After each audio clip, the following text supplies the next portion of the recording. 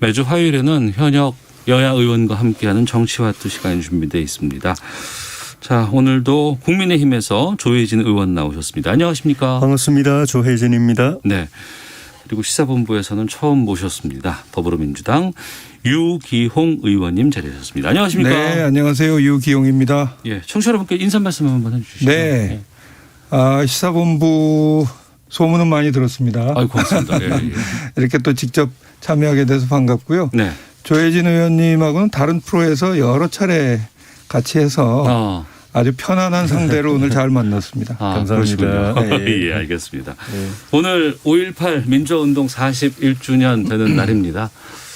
유경 의원께서는 어떻게 감회가 어떠신지요? 네. 저 자신 5.18 국가유공자이기 때문에. 아, 그러세요? 특별한 감회가 있습니다. 이 자리를 빌어서 제가 비화를 하나 말씀드리면. 예. 41년 전 오늘 새벽에. 예. 그러니까 80년 5월 18일 새벽에 청량리 경찰서 유치장에서 예. 저하고 문재인 대통령하고 처음 만났습니다. 아, 그래요? 그때 당시 서울대학생이었던 저와 예.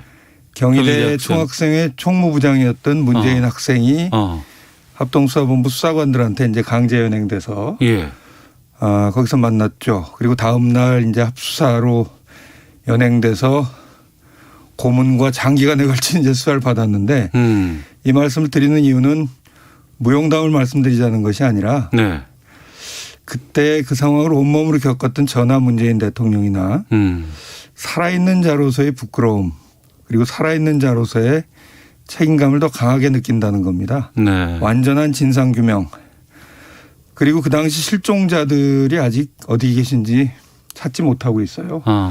그런 일들을 꼭 마무리해야 되겠다 하는 각오를 또 다지게 됩니다. 그럼 그 새벽에 광주에서 5.18이 있을 거라고는 예상하셨어요? 예상 못했죠. 저희가 합동수사본부로 끌려 들어가서 이제 막 매를 맞고 고문당하고 있는 와중에 그때 광주 출신 우리를 지키던 헌병 한 사람이 한밤중에 술이 만취가 돼 갖고 들어와서 광주에서 자기 친구들이 막 죽고 있다. 아이고. 그런 얘기를 듣고서 알게 됐습니다. 그때 심정은 뭐라고 말할 수가 없었죠. 내가 잡혀서 여기 포로로 있지 않으면 나가서 싸울 텐데 뭐 이런 생각도 들었고요. 뭐 아마 그 당시를 살았던 사람들은 그 당시에 그 비극적인 상황에 다들 절망도 하고 또 놀라기도 하고 그랬을 거라고 생각합니다. 그렇군요. 그리고 41년이 지났습니다. 올해 5.18은 좀 이전과는 좀 다른 느낌이 들거든요. 특히 이제 그 보수 야당에서 이번에 추모식에도 유가족과 함께 이제 추모식을 참석하시기도 했고 초선 의원들이 또 미리 가서 광주를 방문하기도 했고 또 그 이전에는 김종인 전 비대위원장께서 광주 내려가서 무릎 사과도 하시고 상당히 많이 좀 국민의힘에서 느끼는 5.18도 다른 것 같습니다. 세월이 많이 걸린 것 같습니다. 많이 걸렸다. 우리 당 또 보수 정당 보수 진영이 호남에 대해서 또 광주에 대해서 5.18에 대해서 열리는데 세월이 생각보다 참 많이 걸린 것 같습니다. 네. 그래도 그나마 이제 늦게라도 좀 다행이고 근래에 들어와서 이제 그런 변화가 많이 생기고 있어서 저는 참 다행이라고 생각하고 근데 제가 볼 때는 이게 시작입니다. 뭐 활짝 열려가지고 활짝 품어진 게 아니고 이제 조금 이제 문이 조금 열리는 것 아닌가. 네네.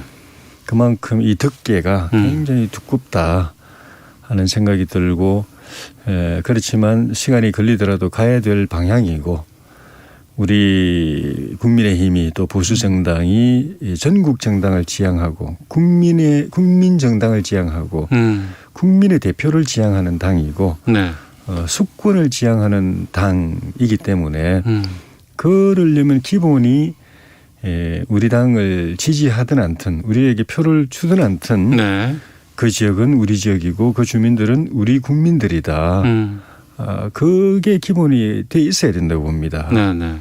지지하고 정치적으로 지지하고 표를 주고 말고 하고는 전혀 별개의 문제인 것이죠. 그래서 그 마음가짐을 확고하게 하고 그렇게 되면은 그 지역에 대해서도 또 그 지역의 주민들 국민들에 대해서도 당연히 똑같이 관심과 애정을 가지고 네네. 특히 그들의 어려움, 힘든 그 아픔 또는 비극 이런 거에 대해서는 더 절실하게 공감하고 하는 그런 노력들이 자연히 나올 걸로 보고 네. 이제 시작인데 좀 시간이 걸리겠지만 우리가 좀 더 가열차게 노력하고 저는 이 말을 별로 안 좋아하는데 네네. 작년인가 우리 당 집회에서 이제 호남 주민 여러분께서도 저희 당을 향해서 마음을 열어주십시오 이런 말을 하는데 제가 별로 안 좋더라고요. 우리가 마음을 열어야지. 네네. 우리가 열면 당연히 이렇게 안으로 오게 돼 있는데 네. 호남을 보고 열어달라고 할 때 그게 아니다. 그래서 우리가 더 활짝 열고 네. 어느 지역 할 것 없이 어느 국민 할 것 없이 정치적 지지자냐 반대자냐 관계없이 똑같이 섬기고 모시는 그런 정당 길로 가야 된다. 시작이 보여져서 예. 굉장히 좋다. 그런 생각입니다. 유기용 의원께서는 국민의힘 이런 변화에 대해서 어떻게 네. 보세요? 뭐 국민의힘의 조혜진 의원님 같은 분이 더 많았으면 좋겠는데 저런 인식에 공감합니다. 네. 그리고 국민의힘이 이제 5.18 문제와 관련해서 변화하기 위해서 노력하는 그것은 기본적으로 좋다고 봅니다. 그런데 자칫 내년 대통령 선거를 앞두고 이 문제를 정략적으로 이용한다는 관점이라면 그건 다시 광주 시민들의 외면을 받을 수밖에 없다. 네. 시작이라는 말에 동의하는데 사실은 그동안 이명박 대통령 박근혜 대통령 시절에 이무련 행진곡 재청 자체를 금지했었습니다. 재창을. 네. 뭐 그것뿐이겠습니까? 김술래 의원 같은 경우는 5.18 유공자들을 괴물 집단이라고 막말을 하고 나서 최고위원으로 당선되고 징계도 받지 않고 넘어갔어요. 이제 그랬던 과거에 아픈 역사를 겸허하게 반성하고 더 진심으로 다가갈 때 문이 열리지 않을까 하는데 그런 점에서는 선거를 앞두고 저러는 것이 아닌가 하는 의심의 눈초리가 여전히 있다는 점을 국민의힘은 좀 깊이 인식을 했으면 좋겠습니다. 정당이 선거를 생각 안 할 수는 없는데 그렇죠. 이거는 이제 선거를 넘어서서 정치 집단으로서 또 국가의 대표를 지향하는 또 수권을 지향하는 정당으로서 당연히 가져야 될 기본 자세고 마음가짐이라고 생각이 들고요. 네네.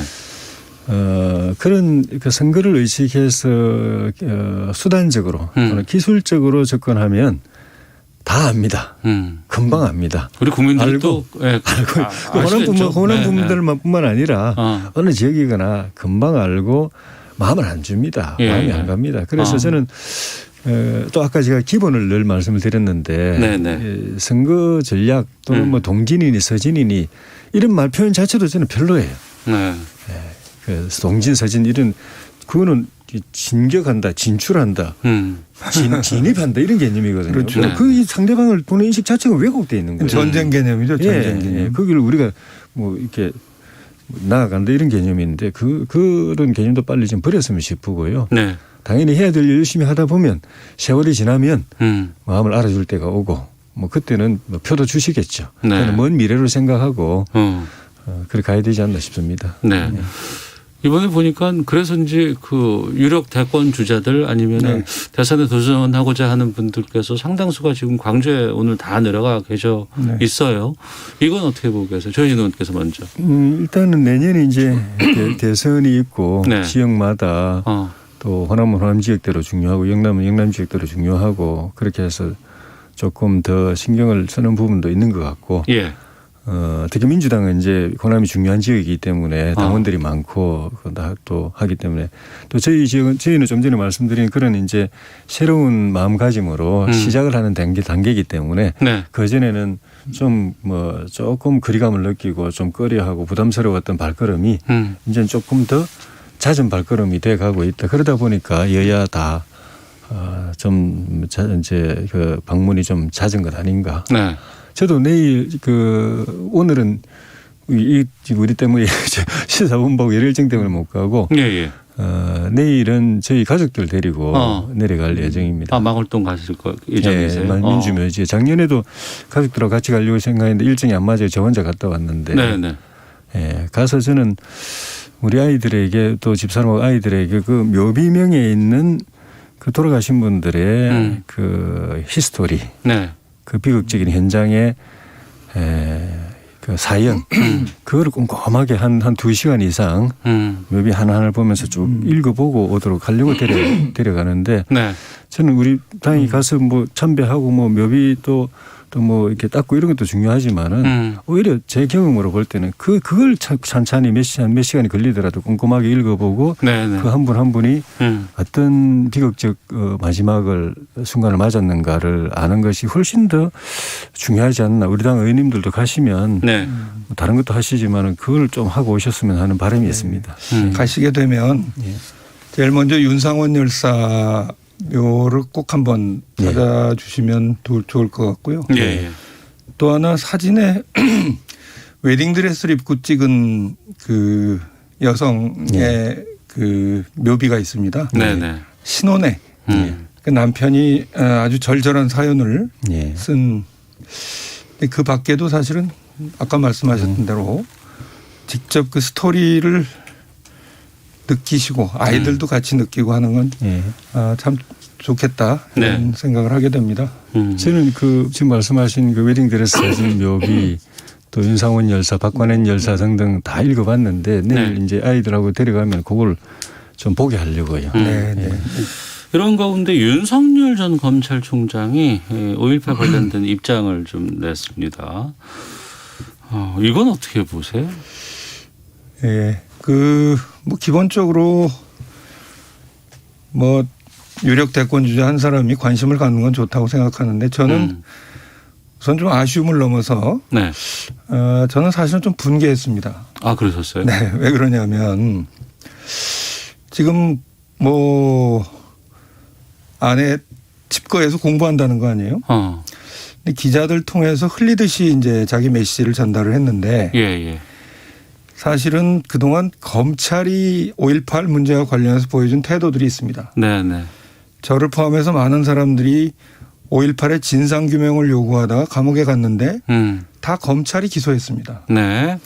95년에 성공한 쿠데타는 처벌할 수 없다 해서 전두환 씨 불기소했던 일, 그다음에 5.18이 북한 공작원들에 의해서 했다는 지만원 씨를 불기소한 일, 평검사 출신이란 모르지만 검찰 수장 출신으로서는 우선 그런 일에 사과부터 했어야 된다. 문무일 검찰총장이 형제복지원 사건에 대해서 사과하고 비상상고를 했던 태도를 한번 되돌이켜 볼 필요가 있습니다. 그런데 그런 사과 없이 마치 훈수 두듯이 헌법 교수가 한마디 훈계하듯이 이렇게 하는 것은 저는 올바른 태도가 아니다. 정확하게 자기 직접 사과하고 겸허한 자기 메시지를 하면 모르겠는데 이게 정치적 행보가 아닌 것처럼 그렇게 해서 이런 식으로 언론에 보도되게끔 한다는 것은 떳떳하지도 못하고 저는 그래서 윤석열 총장에게 한 가지 얘기를 한다면 5.18 문제뿐만이 아니라 다른 문제에 대해서도 진정성 있게 다가가지 않으면 국민들의 마음을 얻을 수 없다. 아까 조혜진 의원님이 국민의힘이 5.18에 대해서 이렇게 해야 된다라고 했던 얘기를 사실은 윤석열 총장에게도 돌려주고 싶어요. 네, 그렇습니다. 조혜진 의원께서는요? 저는 뭐 윤 총장을 개인적으로 잘 모르기 때문에 쉽게 판단할 수는 없는데 저는 진정성이 있다고 그냥 생각합니다. 그분의 그러니까 이번 이 메시지 때문이 아니라 평소에 그 처신이나 언행, 행보 이런 걸 볼 때 검사들 중에서는 그래도 좀 뭐 그 점에 있어 가지고는 좀 진실한 마음, 진정한 마음 그런 것들이 또 상대적으로 나은 분 중에 한 분 아닌가 하는 생각이 들고 또 작년에도 제가 알기로는 검찰 직원들과의 대화에서 5.18에 대해서 비슷한 이야기를 또 현직에 있을 때 했었고 일반 평범한 국민이라도 좀 저희 딸내미들 같은 경우도 똑같지만은 그런데 하물며 이제 지도자 책임 있는 사람이면은 이 문제에 대해서 명확한 자기 인식, 정확한 역사 인식이 있어야 되고 네. 그걸 또 국민들에게 보여줘야 되고 또 국민들도 그걸 궁금해하니까 그렇게 그런 점에서 이거는 의미가 있고 누구라도 심지어 가해자 측에 있던 사람들이라도 이 문제에 대해서 바른 인식을 가지고 잘못된 생각을 가졌다면은 생각을 바로 잡고 네. 하는 건 우리가 모두가 요구하고 기대하고 촉구하는 거기 때문에 윤 전 총장 같은 경우는 우리가 그 사람이 잘못된 인식을 밝히면은 왜곡된 인식을 밝히면 그건 문제 삼아야 되지만은 네네. 생각이 바르다 정확하게 알고 있다고 생각이 들면 그거는 우리가 다 이해하고 받아들여야 되는 것 아닌가 네. 그런 생각이 듭니다. 사과를 진솔하게 했으면 더 좋았겠죠. 그런데 좀 뜬금없는 훈수 네네. 같은 느낌이 들었다는 말씀입니다. 알겠습니다. 8477-2584님께서 유기홍 의원님 반갑습니다. 차분하게 말씀 참 잘해 주시네요. 공감합니다. 라고 의견 주셨고 9292님은 조혜진 의원님 광주 방문하신다는 것에 진정성이 느껴졌습니다. 라고 의견도 보내주셨습니다. 자, 유기홍 의원께서 지금 국회 교육위원장을 네. 맡고 계시는데 네. 여쭤봐야 될 것 같습니다. 지금 그 공수처 1호 사건에 조희연 서울시 교육감 관련한 게 지금 네. 됐습니다. 여기 관련해서 기자회견을 네, 하셨던데 네. 어떤 취지입니까? 우선 뭐 국회 교육위원장으로서 교육계의 의견을 좀 수렴한 결과이기도 하고요. 예. 또 하나는 공수처가 특히 이제 많은 국민들이 원한 건 권력기관의 비리와 부패를 좀 척결하는 데 앞장서 달라는 취지인데 네. 교육계의 특성이 있습니다. 특히 그 해직교사 문제는 전교조가 합법화된 이후에도 박근혜 정부 때 법의 노조로 탄압당하면서 많은 교사들이 해직이 됐어요. 그래서 교육감들 입장에서는 그 해직교사를 복직시키는 문제들이 늘 숙제같이 왔던 것이고 그런데 그런 교육계의 특성을 살피지 않고 공수처가 해직교사 복직 문제를 1호 사건으로 했다는 것은 굉장히 좀 뜬금없다. 네. 공수처가 좀 표현이 그렇습니다만 비겁하게 좀 거대 권력기관하고 맞짱 뜨는 걸 피하고 좀 만만한 교육계를 1호 사건으로 선택한 게 아니냐. 4월 말 현재 보면 3분의 2가 판검사 사건이고 검찰의 비리를 제보한 사건만도 400건이 접수됐다고 하는데 공수처에 예. 그런 걸 다 물리쳐 놓고 교육 해직교사 복직 문제를 1호 사건으로 삼았다는 것은 이해하기 어렵다. 뭐 그런 취지로 한 것이고요. 또 하나 그 서울시교육청 특별채용은 교육공무원법 12조 규정에 따라서 법에 의거해서 한 것입니다. 네. 저는 감사원의 감사도 좀 무리하지 않았나. 조희연 교육감에 대해서는 주의하라고 교육부 장관에게 주의하라고 정도 해놓고선 또 경찰에 고발을 했어요. 예. 저는 그것도 좀 앞뒤가 안 맞는다. 예. 뭐 그런 점에서는 저는 이 문제는 국회 교육위원장으로서 계속 지켜보고 공수처가 국민의 여망에 부응하는 사건들을 좀 처리해 주기를 당부하는 것입니다. 네. 공수처 1호 사건으로 이 조희연 교육감을 선택한 것에 대해서는 조혜진 의원께서는 어떤 입장이십니까? 그 1호, 2호 이렇게 이렇게 거창하게 하는 것 자체가 저는 별론데. 네네. 1호가 아니라 3호, 4호, 10호였더라도 이 사건이 적정한가라는 부분에서는 그 유경 의원님하고 약간 비슷한 부분이 있는데 네. 또 조금 이제 다른 부분도 있고 저는 좀 말씀하신 것처럼 저도 같은 부분은 비겁한 선택이다. 네. 또 자신감 부족이다. 이 사건은 사실은 그 감사원에 의해서 사실 조사가 거의 다 끝났다고 봐야 됩니다. 예. 경찰이 또 조사를 다 했고 네네. 공수처가 제가 보기엔 별로 조사할 것도 없습니다. 기소만 하면 되는데. 네네. 그러니까 그 교육감은 또 기소 대상이 아닌데. 네네. 그렇죠. 경찰에서 그러니까 이 공수처가 공수처법도 제대로 안 읽어보고 했나 참 실망스럽기도 하고요. 두 분 다 실망스럽다는 의견을 주시네요. 그러니까 이게 첫째는 이제 정치적 논란에 휘말리는 것에 대해서 굉장히 부담을 느낀 것 아닌가. 네. 권력형 비리를 수사하게 되면은 뭐 양쪽에서 이 비판받고 공격받는 건 당연한 건데 그 비판을 안 받거나 논란에 안 휩쓸리려고 생각하면 아무것도 못 합니다. 그냥 엄정하게 법의 잣대를 가지고 중립적으로 공정하게만 하면 양쪽에서 흔들려고 해도 흔들기 어려울 수도 있고 흔들려도 그냥 가면 됩니다. 그럼 민심이 국민이 판단하는 거니까 정치권에서 이쪽 저쪽에서 흔들리는 건 별개로 국민들이 객관적으로 보니까 국민들이 공수처가 법에 입각해서 정말 공정하고 중립적으로 독립적으로 잘하네 딱 판단되는 순간에 그 정치적 그 흔들기는 또 부담도 안 되고 계속 또 흔들 수도 없습니다. 국민을 바라보고 법만 가지고 가야 되는데 그 자신감이 없는 거예요. 두 번째는 수사 역량에 대한 자신감이 없는 겁니다. 권력형 비리라는 거는 특수부 중에서도 특수부들이 해야 제대로 수사할 수 있는 거거든요. 그런데 지금 뭐 공수처가 검사도 그 미달, 수사관도 미달, 수사 인력 자체가 능력 자체가 굉장히 좀 미달인 상태이기 때문에 그런 사건을 와서 다룰 자신이 없는 건 아닌가. 그래서 이미 다 조사되어 있는 거 가지고 그냥 정리해서 결론 내리고 기소만 하려고 생각했는데 보니까 기소권이 없네. 이런 황당한 상황을 맞이하게 된 것 아닌가. 저희는 원래부터 공수처가 필요 없다고 주장하고 반대했는데 민주당이 이제 이거 필요하다고 이제 만들었는데 지금 민주당 안에서도 이 기관이 과연 필요한가 이런 이야기 나오는 거 보니까 앞날이 굉장히 어둡습니다.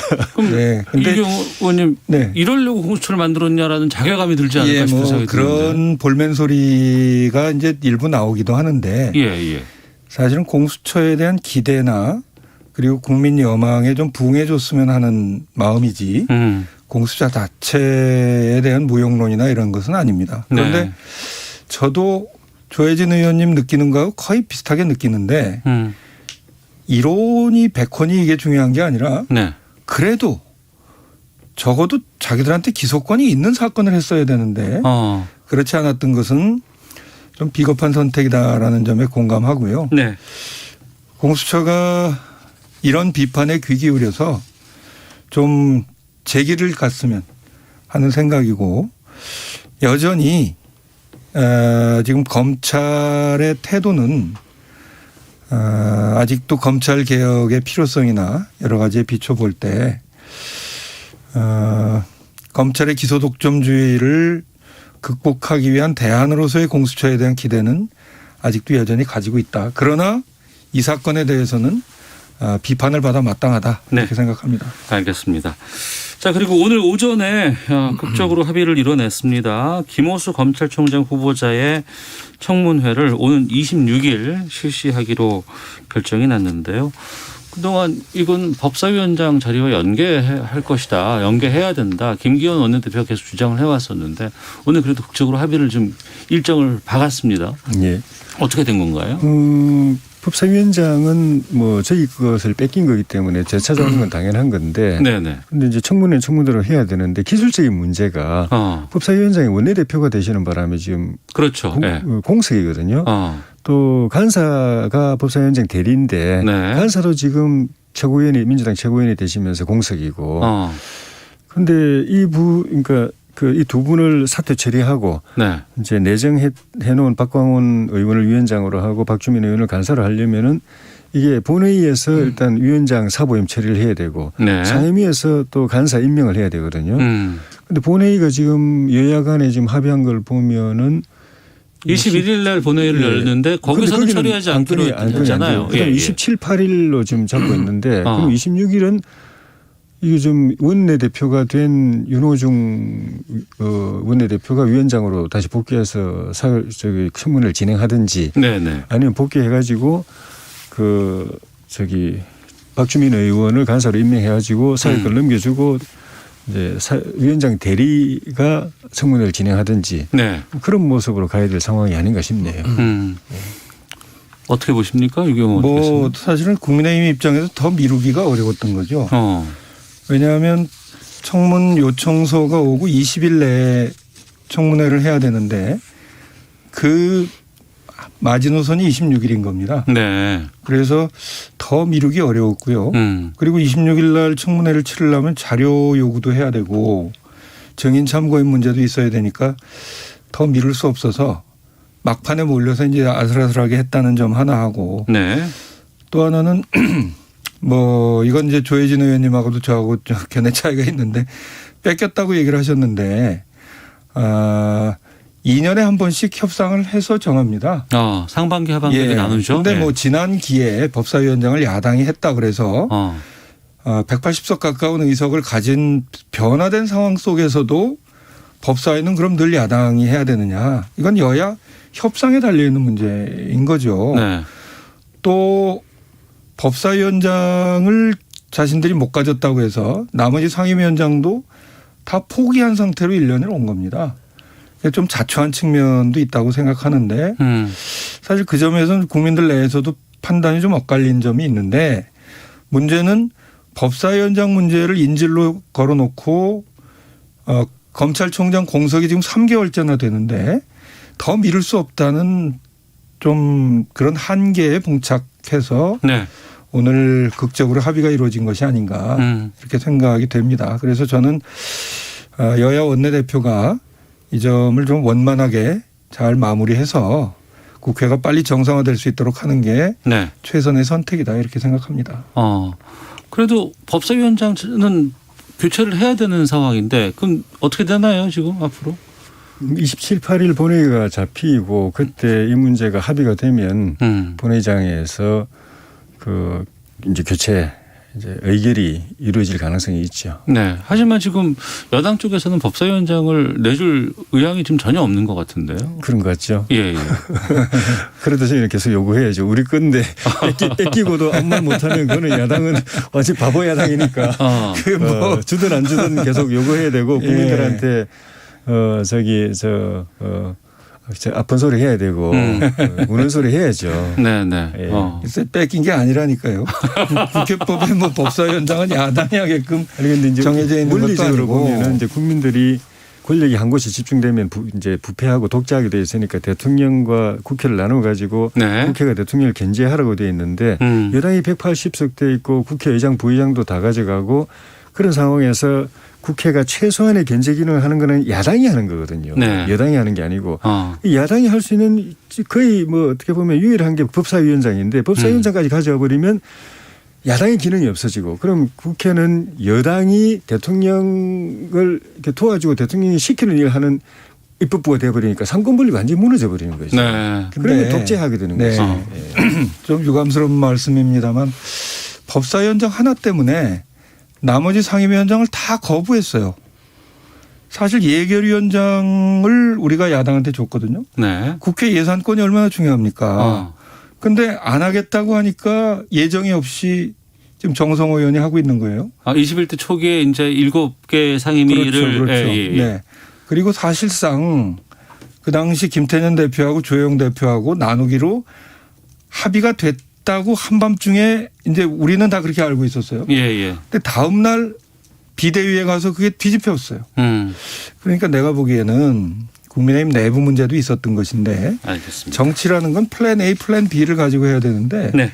법사위원장 오로하 나싱으로 해서 자초한 측면이 있다. 이런 말씀 드리고 싶습니다. 예결위는 정부 예산 중에 우리가 국회가 1%도 못 건드리기 때문에 사실 실익은 별로 정부를 견제하는 기능은 사실 별로 없습니다. 법사위가 그래서 중요한 거죠.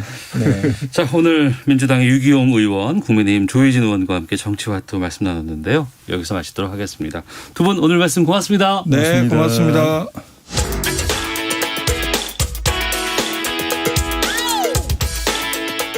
오태훈의 시사본부는 여러분의 소중한 의견을 기다립니다. 짧은 문자 50원, 긴 문자 100원의 정보 이용료가 되는 샵 9730, 우물정 9730번으로 문자 보내주십시오. KBS 라디오 앱 콩은 무료입니다. KBS 라디오 오태훈의 시사본부.